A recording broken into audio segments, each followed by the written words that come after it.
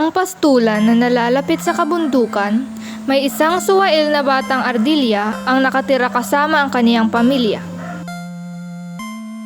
Anak, huwag kang gaanong lumayo.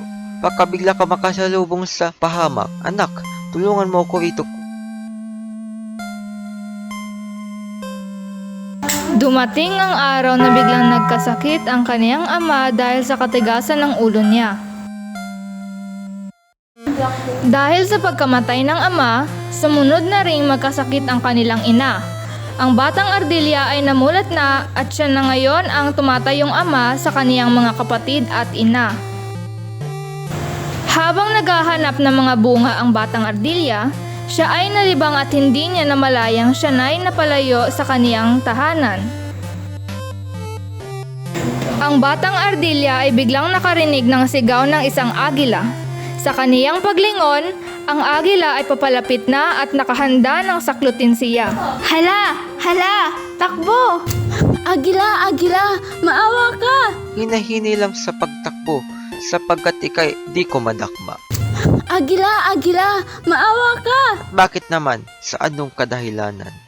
Ako'y bata pa, ngunit ako ay binubuhay na pamilya. Namatay ng aking ama at ako ay mayroong binubuhay na ina at mga kapatid. Sa akin ay maawa ka. Ang batang ardilya ay nadakip ng agila. Ngunit, subalit na kainin ito ay kinausap na lamang niya. Papalagpasin kita ngayon para sa iyong pamilya. Ngunit pag nalaman kong ikay nagsisinungaling, di kita patatawarin.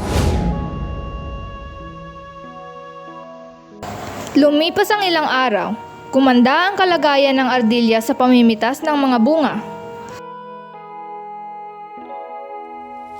Sa kalagitnaan ng kanyang pamimitas ng mga bunga, may narinig siyang pamilyar na sigaw. Subalit, hindi niya ito pinansin sa una. Sa paglilibot niya upang malaman kung saan ito nanggaling, nakita niya ang dalawang mangangaso na sinusubukang manghuli ng agila. Ang agilang pinalampas siya sa kaniyang sanang mapait na kapalaran. Ayan na. Unti na lang mahuli mo na ang agila. Hintay lang, huwag kang magmadali. Hala! Nasibinggit ng kapahamakan si Agila!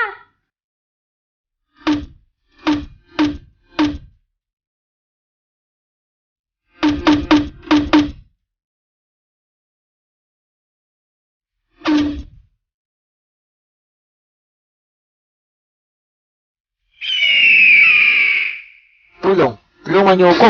Bitawan niyo ang aking kaibigan!